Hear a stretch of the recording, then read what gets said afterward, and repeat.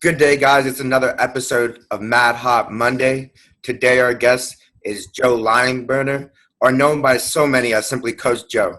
He's the president of LR V.I FC and a teacher at All Saints, as well as a soccer coach in that program.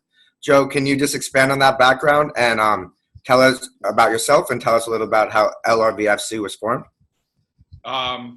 Good day, Kyle. Thank you, James, for inviting me to this great platform. Amazing event. I've been following you guys every week. So again, I want to start off by thanking you guys so much for giving us a chance as Virgin Islanders to get the information out to the world about what's going on with sports in the VI. So thanks. A little bit about myself. I've been a soccer player all my life. Played in high school, played in college. My biggest achievement was playing for the U.S. Virgin Islands national team, and playing against Haiti was an amazing opportunity and the game that I decided to retire on because I decided to go to full-time into coaching at that point in time. It was my passion. And as a coach, you learn through your mistakes and through knowledge of other coaches, and it's been a blessing. Coach Joe, I know this is one of the main topics that anybody who's on these Zoom calls have to talk about is the pandemic. Tell me, how is the pandemic affecting your ability to practice, and what are you doing to bridge that gap? It's affected everybody across the board. I look at all the leaders in sports out there, from baseball to basketball, and we're all in the same boat. It really affected our school season also. But as a soccer coach, it's I don't ever want to say it's a blessing, because it's really not. But it's given us time to slow down and use the tools we've been given via Zoom and the new platforms out there to create new programs for our youth to be more interactive, which we never really were before. It was we'd meet the players on the field and just regurgitate pretty much what we had in our session plan. But this gives us a chance to reach out to our players prior, to give them information to the session that we're going to be doing, and what topics we're looking to bring out of them, and how can we get them from point A to point B as an athlete. It was really team-based before the coronavirus started. How do we develop our team? How do we play as a team? Who are we as a club? And it's really switched now to individualized. How do we, as an individual, become a better soccer player through fitness training, through videos, through Zoom meetings with colleges, through Zoom meetings with people in the football world to bring us inspiration, and those type of things. It's really given me a chance to take the club to the next level with creating LRVIFC's first ever soccer school. It's run just like a school, and we rolled it out to our U18 girls team, where players now are able to enter the classroom, get materials, take exams, ask questions, be in direct contact with colleges. And we do this all through Google Classroom, which is a platform that we were not really forced to use at school, but something that we chose to use at our school, All Saints. And I took and ran with it, and now pretty much the club is run like a school. A lot of thing about sport is like the competition aspect of it. Are you still able to encourage healthy competition between players in the virtual environment? Yes, actually, even more so, because we put challenges out there, like how many push-ups can you do? Send a video. What's your mile time? What's your time on the yo-yo test? All those things are challenges that now we can do individually based, which we never got a really chance to focus on. And it's given us a chance to reflect on the change in the direction of football is going, where before, again, it was team-based, but now we're looking individually. How do I make that individual player a better player? And how do we actually market them to colleges and professional teams and exchange programs, which we're looking at doing this year? So the platforms have really changed the way I see coaching and the way I see clubs growing. Despite losing the spring school league season due to the coronavirus, how did recruiting process differ this year? And how are you able to find matches between universities and your players? Oh God, that's a great question. Playing with our club, even before the hurricane, we had a large number of kids. We're at 223 before the hurricanes, and then after hurricanes, we had to reinvent ourselves as a club, and our enrollment started to grow again until we reached 162 right before the coronavirus. And our registration always starts at the beginning of July, early registration. And I feel as a club, we always have to reinvent ourselves and be creative. And how we're looking at recruiting our players for the new season will be based off the materials that we bring forth as a club via the school, via the online webinars, via the coach education, which we want to start with even our young players that are juniors and seniors in high school. And then taking even to one step further, doing exchange programs. We get players to go to Canada and have Canadian players come down, because we've been talking with Carmelita Moscato up in Canada. We want to create an opportunity that parents and kids can say, that's the club I want to be part of, because this is what they offer my child. And every parent has the right to go to any club. There's some other amazing, great clubs out there in the U.S. Virgin Islands. We just strive, and I think the way that we recreate ourselves every time we have, I don't want to call it a national disaster, but every time we have a stumbling block, we reinvent ourselves and come back even stronger and more organized, and we grow as a club, and we get more people involved. So that's been a great experience. And then it's given us a chance to reach out to colleges, which we never had opportunities to, because they would want emails, they want videos on players. But now because of Zoom, it's like, hey, how are you doing, coach up there at Fort Lauderdale? What are you looking for? Well, I'm looking for center backs. What's new in the world of football up there? And you can actually talk one-on-one with the head coach via Zoom, which was not a tool that we had before. So it's changing the game. It's really changing the game for us in the U.S. Virgin Islands. We've been blessed to introduce our new program called Paving the Player's Pathway, which was designed by Matt Matus and myself with the club. And through that, we've actually gotten quite a few players in front of college coaches, and it's been an amazing experience so far. Quick follow-up, Coach. Normally, when we talk to players and coaches, we're talking about, the major. I know soccer is one of the biggest sports in the world, but we usually talk about baseball, basketball, football, getting them to a college to go play in the States. Now in soccer, the best and biggest league is in Europe. What's the difference between getting a soccer player to the top of their league, I guess, getting them over to Europe, than compared to other athletes who just trying to move to the States? That's a tough question to ask as a Virgin Islands coach, because I think we got to be realistic and expectations as our club, and each club is going to have a different mantra or philosophy in their club. And our philosophy is higher education through football, to give themselves a chance to go to college and play, but also have their athletic ability get them some scholarships to cut down on the tuition cost.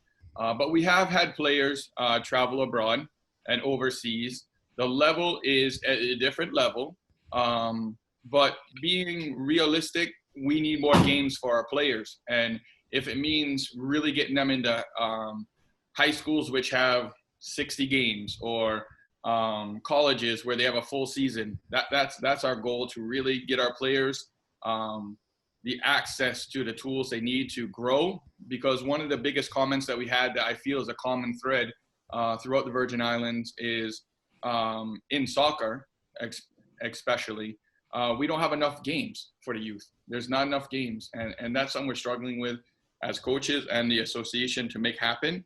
But really and truly, once our level builds here, we will have a lot of opportunity overseas, because we do have great national coaching staffs that are out there always looking for players. But they're on the same philosophy as myself is, our young players need to use their tool that they learn in football to get an education, and then take it on to the professional level if possible. We've had players this year, our first one, actually had to choose between going professional or college. And I think he made a really good choice about going to college. So every club has their own philosophy, and ours is using football for higher education.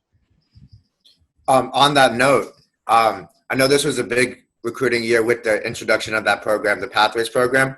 And so 7 high school seniors in your program had gained opportunities at the next level. Can you tell us about those players and what we can expect to see from them in the future? I think every one of them is a special player. These are all great young men that are boys from here that have invested time in club and national teams throughout all the different clubs. And that's one big thing I want to address is not one club, not one coach creates a player in the Virgin Islands. It takes a village. We all have a role to play. These kids are assisted by many different coaches throughout their careers, whether it's grassroots or the Tangerines with our program, or JV high school, or seniors program. So there's a lot of people out there in football making these young athletes stand out. And I cannot take all the credit for all of them. I just really want to say that the program that we designed is to help not only just our club athletes, and it's really helped the Virgin Islands, not only with soccer, because when we're talking with college coaches, they say, do you know anybody in tennis? Do you know anybody in swimming? Do you know anybody in basketball? So it's opening a lot of doors. And it's a program I know that we sorely need in the Virgin Islands to get our kids exposure. But to start it off, we have Jameson and Waylon Joseph, Jameson St. Louis. They're going up to play in college at a junior college. Very talented, both national players, both represented their clubs. Jameson with LR V.I. and Waylon Joseph with New Vibes. Great young men. And I was approached by Jameson asking if Waylon could join, and I'll never turn a player away. And it actually made us think how much more effective we can be as a club by using this marketing tool. So they're both going to play at a junior college, which is really impressive for these two young men.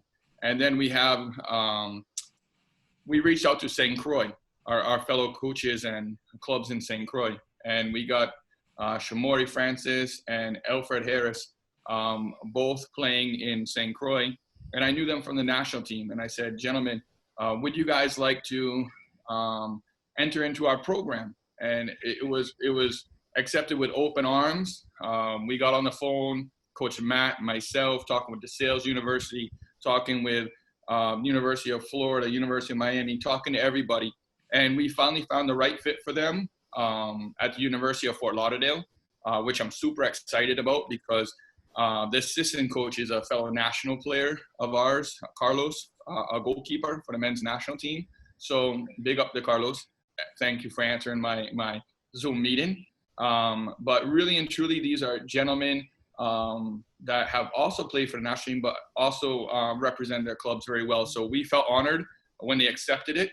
And again, we're trying to create opportunities not just for our club players, but for all soccer players out there with the program that we put out there. And one thing that's we don't look at is now with the coronavirus and how things are moving is with these players getting opportunities to play in college, they have to make a choice. Are they going to go up to Florida where the rate is really high? I have one player right now that is also looking to go to the University of Fort Lauderdale.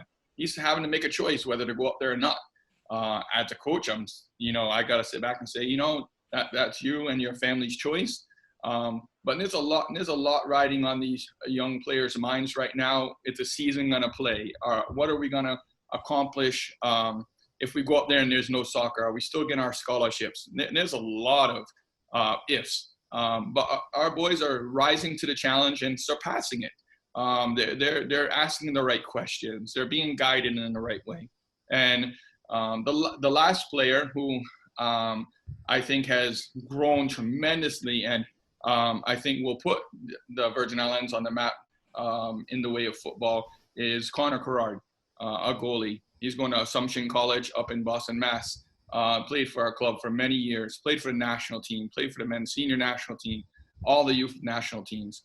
And he's really looking forward to it. And I think he's one of the boys that I can really say I designed this program for, because we want to get them out there. And he had a lot of help from the men's national staff with Jiba and others that assisted him. So again, this is a whole VI thing. It's not just LR V.I.F.C.'s unified, not going outside the box type of thing. We're opening up the box. And I know Coach Matt would actually like to take the paving the players' pathway into other genres of sports to help, since we're reaching out to coaches and they've been so receptive. And you know, there's that door is not shut for us reaching out to the other associations saying, hey, is there any clubs out there that need their players to have access to colleges, because we're talking to these guys and they need a track 100-meter sprinter, they need this and that. So we're definitely very, very excited, and the program has just blossomed out of nowhere. So again, Zoom and Google Meets and Google Teams have been a game changer. Definitely. One of the names I hear a lot, especially when we talk to Latifa. Sorry. Yeah. I know who you're talking about. Yeah, you know what I'm talking about. Okay. For the Soccer Association, he talks about John Engelman Jr. Can you tell me a little bit about him and how you feel about him? Oh, John's an amazing player. I remember having my team play against him the first time when he was an Antilles player. Great left foot, very talented young man. I was lucky enough to coach him on the U20s and U23 Olympic team. I was assistant coach for U23, head coach for U20s. Very, very talented young man. So respectful, hard worker, dedicated. And I know he's doing big things at college. There's a lot of, this last 2 years has been a real sparkle for soccer in the Virgin Islands. And we have a lot of players in college right now. And with that being said, it sometimes make a challenge for our national teams, because we have national tournaments come up and they're not able to travel to the national tournaments because they're in league play in their colleges and they're under scholarship. So there's chances for us to really shine out there in the next couple of years. We have some very talented young men, and I know right now our focus is still on young men, but we're also what's really coming to be our star program is our female program, which is I'm so excited about. That was actually my next question for you. I know you had speak with Timothy before, and how excited you are about that senior class of the female program right now. It's one of the biggest you've ever had at that age group at the same time. What are some names to look out for in that group and your expectations? I have high expectations for my young female players. They work extremely hard. In that class, we not only have soccer players, we have very educated young ladies that can not only go on to school because of just their academics, but they have their head on right, and they're more, how do I want to say this? They're more direct with what they want to go to college for, whether it's a major, whether it's that school that they really want to go to. Soccer is a second option for them. But honestly, when you look at it, they want to play. They want to create themselves at the college level. So right now we've asked each player to create a list of 10 schools that they want to attend. 8 of them have to be what they really want to go to. 1 has to be a junior college, and 1 has to be a Division III college. Because again, we're being realistic on the playing level aspect. But these young ladies can go to Ivy League schools, no problem with their academics. They're, like I say, super, super intelligent. I've coached them on club and national. Some of the top players that we'd be looking for of course, is Riley Orem, outstanding center midfield, represented our club to the max, represented national teams as captain. She really brings a drive, and she's an inspiration for the team because she's the one that pushes the other players to really be part of a team, which we never had before. And this has been like 6 years in the making to actually have a female program in our club from U18 all the way down to the little Tangerines is a huge accomplishment for us.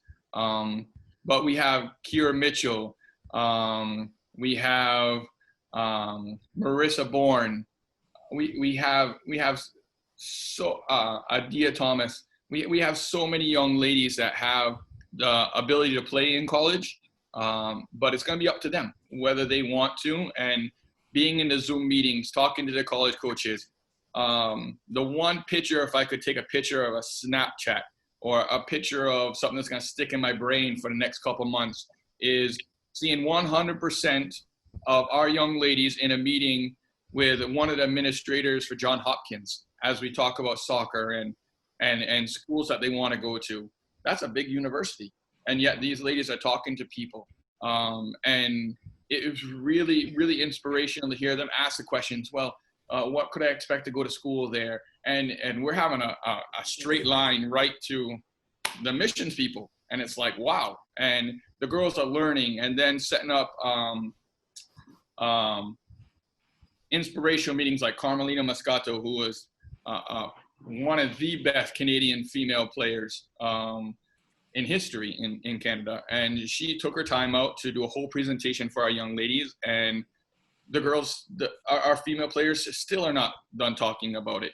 And through that, some opportunities will come up for some exchange stuff. And we're working on that. And we're trying our best to make sure that we give our players chances to try out at college combines, because before it was just, how do we get to the next tournament? How do we do the next fundraiser? How do we do this? How do we do that? Now we know how to do it and what we need to do to get these young ladies exposed to the schools they want to go to is we got to identify through the process of questioning and Zoom and our classroom. When we ask the questions, we can collaborate and put together a group of schools that are in a close vicinity, invite them to say, hey, our young ladies are coming, or they can actually write to the school in an email saying, I'll be attending this combine, please come and watch me. So it's creating an opportunity for our girls to be seen at the college ID level. And it's really given us a vision, and they're going to be opening the door for our younger girls team. Because right now, when our club travels, we don't travel as a team. We travel as an organization. Our last endeavor was to Puerto Rico, which we took over 100 people.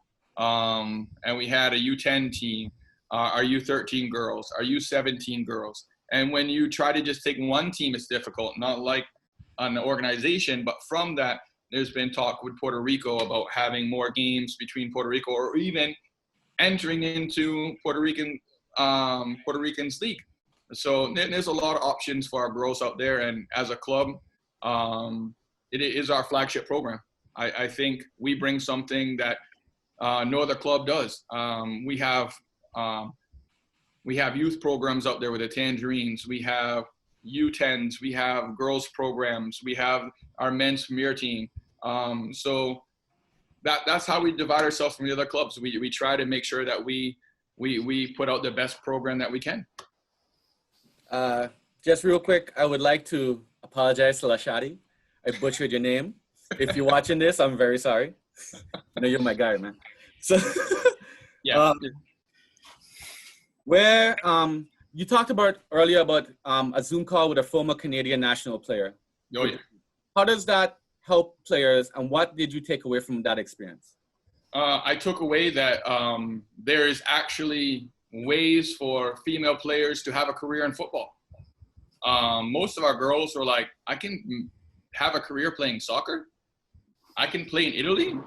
There's leagues in France. I can play in Norway. And they're like, oh my God, it's not just college. this could be a career. And she talked about her ups and downs and how she became a player and then a coach, now the director of the females Premier League in Canada. She's the director of the whole thing. And talk about what she looks for in players. Our girls are still talking about, I can still play professional soccer and make money off this. This could be my career. And they're thinking, wow, really? So for a lot of them, it exposed them to not only there's a future in football, but hey, I can actually do this as a career. So a lot of their eyes lit up like, wow, I did not know that. And I've been in the classroom pushing for them to watch and get interactive and discuss the WSL league that was just happening with US Soccer with the Females Cup. It was amazing. And the girls had a great chat and listening to their conversations and putting out there, hey, check out that goal. What do you guys think? And getting the response. I'm getting the interactiveness that I did not have as a coach on the field. And I think it's bringing the team closer, but it's also answering some of their questions. If I want to be a soccer player, what can I be? And something that Carmelina said that I could never say is that if you want to be a female soccer player, there's going to be bumps. And how you take the bumps and get past them to become what you are, it's a lifelong journey. You're never going to be just a soccer player. You're never going to be just a coach. You're never going to be just a director, but you're always going to love the game. So those words are so inspirational for me. Coach, you spoke about competition, not having enough games. I believe I've asked this to a couple of coaches so far on this program. Mm-hmm. Why can't we expand the league? We have all these islands close to each other. Some of them is like 45-minute plane ride, hour-and-a-half plane ride to like Barbados or something like that. Why can't we expand into a Caribbean league to have more games and build the competition and build the rivalries between islands? Why can't we do that? Let's get rid of the word why and let's say when, because it's going to happen. We need it. We need the local competition. I know CFU in football is pushing for the more games to CFU, and CONCACAF's doing amazing things. But way back in the day, we used to have the Windward and Leeward Island tournament, and that was very effective. We had a lot of great players come out from that. That was even when I was a young time player. But really and truly, we interact with BVI a lot. John Riley is one of my mentors. Fantastic guy at BVI. I think he's the men's senior national coach over there. We have a good working relationship. So when we travel tournaments, we actually have some of their players join us, or if our numbers are short on that age group, we join up with them. But we love rivalry when we go over and play BVI or when we go to Puerto Rico. Puerto Rico's right around the corner. But again, it comes down to cost. If we could somehow, as the U.S. Virgin Islands, come together and figure out some way to develop a way and a system for our players to travel on a more cost-effective base, I think it'd open a lot of doors for our athletes. And if that means teaming up with Sports and Parks and the Soccer Association, the Olympic Committee, to create doors for different agencies, whether it's basketball, baseball, I think inter-island leagues or inter-island tournaments is a must. We've taken part many times in St. Martin. They've been amazing hosts. And we're definitely looking forward to do something like that. And I know the association is really, really working hard. That Hillerand's really pushing the right direction. And it's really shown in the last couple of years how far football has come. And I say football, I should be saying soccer, but it's very passionate for me when I talk about football because I'm a football fan. But really and truly, the Soccer Association has come a long way from when I started 10 years ago. And now as first VP. I wear many hats, as we all do in the Virgin Islands. And we all got to take off those hats sometimes and be neutral. And sometimes, listen to word of reason. But it all comes in because we love the game, and we're all coaches, whatever sport you do. it really affects our young people. And one of my mentors, Etienne for CONCACAF, told me, never waste a child's minute, not a minute of their time. Always be prepared to coach them in the right way, give them the right information, because you'll never get the time back. And that goes for all sports. So that's my mission, never to waste 1 minute, always looking forward and planning. And I'm up sometimes until 3 o'clock in the morning trying to come up with the best way to get the best out of my players. Okay, so you talked about limiting costs and trying to fundraise. Yeah. What do you think, like, if we were able as the Virgin Islands to host events that would limit the Virgin Islands travel costs as teams are coming to us to play, and also be a way to raise funds through like sports tourism for future travel opportunities? No, I think with the Soccer Association and led by Hill and Fredericks has done the unthinkable with the field in Bethlehem. That's a dream come true. As a national player myself, when I stepped on that field, I had tears in my eyes. It was breathtaking. And then to actually be the assistant coach for the U23 Olympic team, first time in history in St. Croix on a brand new field. Oh my God, that's one of those moments which I will never ever forget. And actually be leading Cuba, come on, that doesn't happen. But really and truly, there's a blessing. But St. Thomas and St. John, when we get facilities in these areas, we're looking for football to go to the next level. It doesn't have to be great big facilities. It can be a 7v7 field. But really, we need to create a safe environment for our children to play. And it's a mental health issue. Right now, where all these kids are inside, whether playing PlayStation or doing some summer reading assignments or whatever they're doing, they got to stay fit and healthy. And that's a challenge we're going to face as Virgin Islands coaches is once this stuff is all done, or if this is the new norm, how do we keep our players mentally healthy? Because I get a phone call every day saying, hey, coach, things at home are not so good. Everybody's stressed out. My dad and mom ain't got their job. You know, a lot of pressure on me.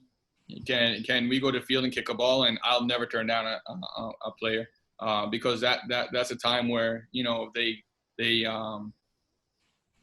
soccer field's our church. It is. It's where we can let all our stresses go, and it's just you and the ball. And we as coaches really got to embrace how can we keep our young people in the Virgin Islands mentally healthy, you know?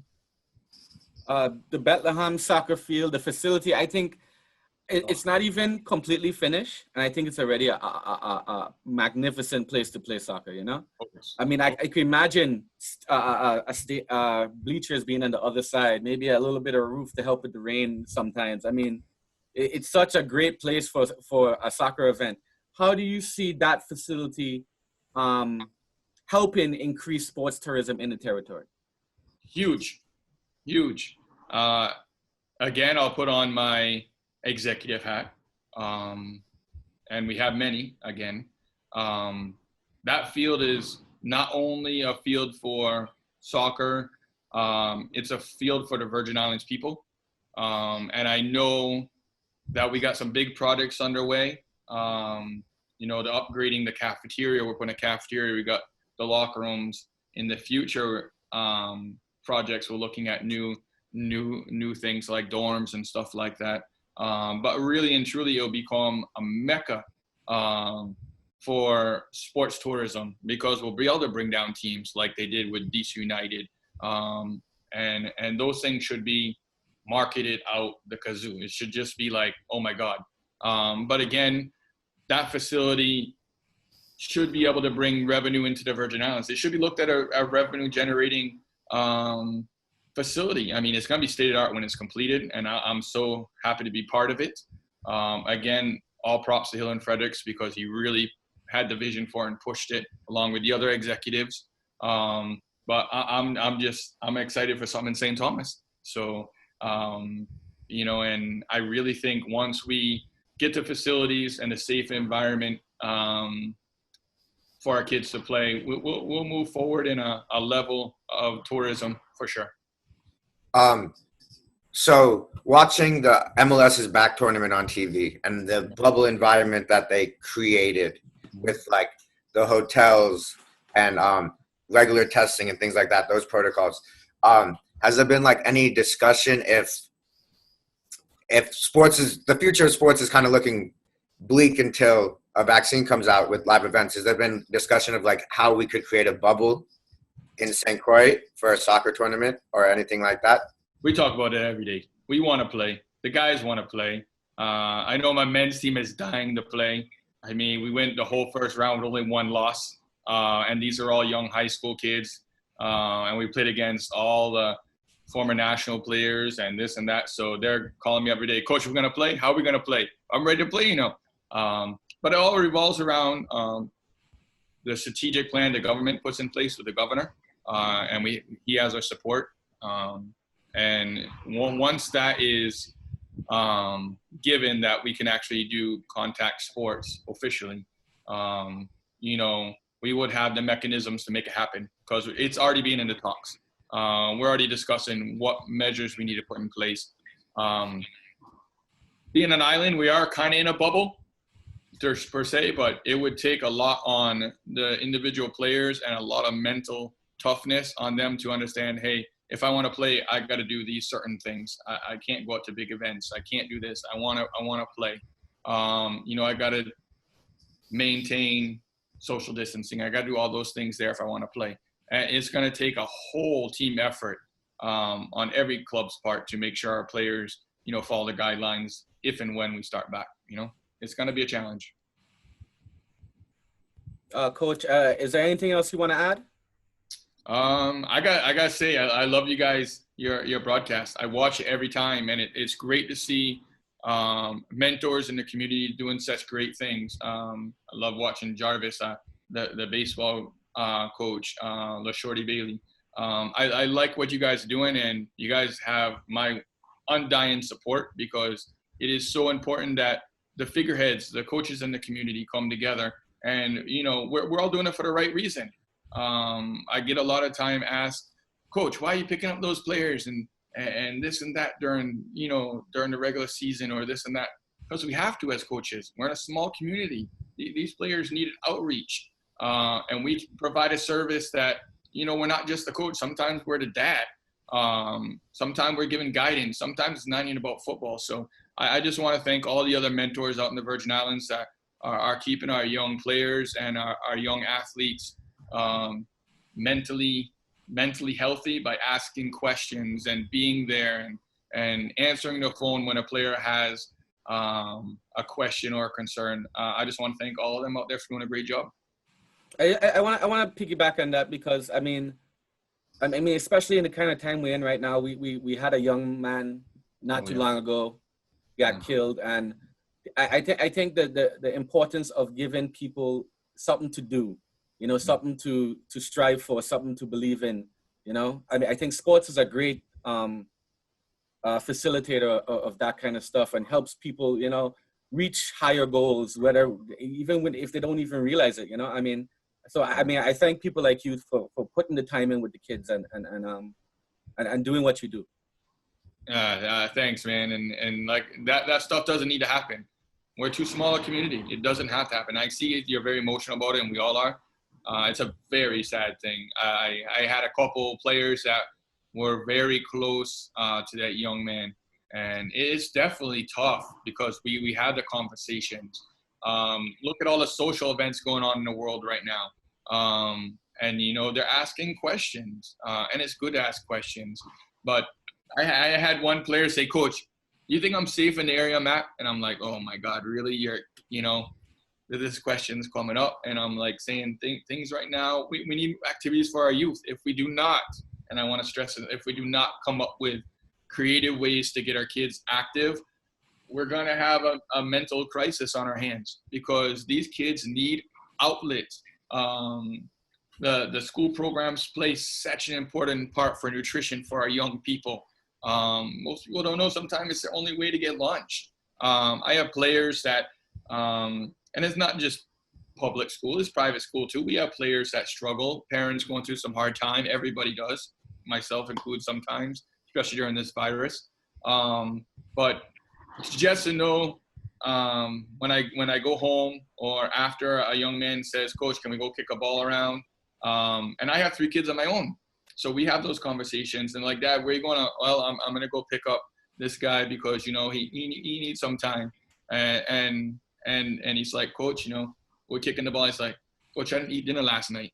I'm like, "Well, come on, man. We'll stop at Gottlieb's, get you a hot dog or a piece of chicken." And to see the smile of the kid's face, like, wow, it's like Christmas. And I'm like, you know what?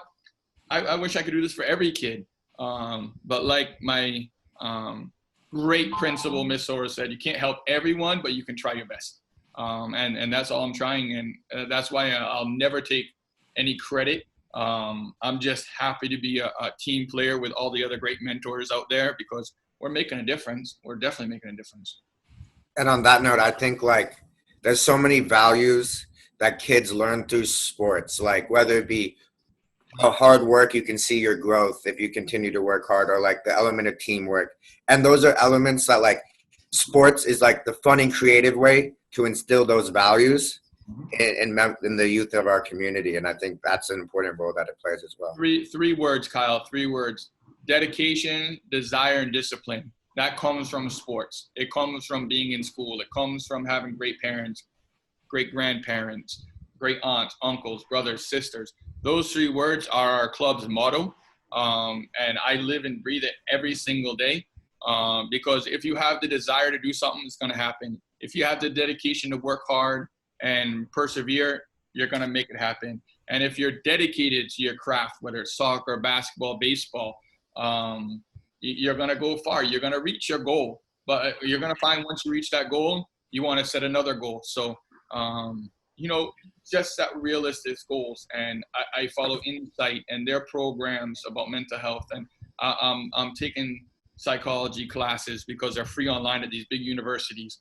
And sports play such an important role in our community, because look at how many chances these young people are getting because of sports. I don't want to say getting out of the Virgin Islands, they're getting an education to bring something special back. I never like the term, we're trying to get the kids out of the Virgin Islands. No, we love it here. We want them to gain a skill and come back and bring their passion, come back and play in our men's leagues with an education. So I definitely feel you guys have a great message, and keep doing what you're doing, because I'm behind you guys, and my phone's always on for any other mentors out there that have any activities where you need another mentor to help out in the situation. I'm always available and willing to give up my time to help someone else, because I had some great coaches that made me who I am. And I think every young athlete that's gone on to greatness has had that one coach. Hey, I remember that one coach that said that one thing. And I have been lucky enough to have many great coaches. So again, just giving back. I love what I do. I'm very passionate, and I'm going to continue helping our kids. On that note, we thank you for what you do in your community, the community, and your time today. Just want to remind viewers to stick and stay with Mad Hot Media for the latest and greatest in Virgin Islands sports. Thank you, guys. Yes. Have a good one. Have a great day. VI on the map. VI. Bye, guys. Bye.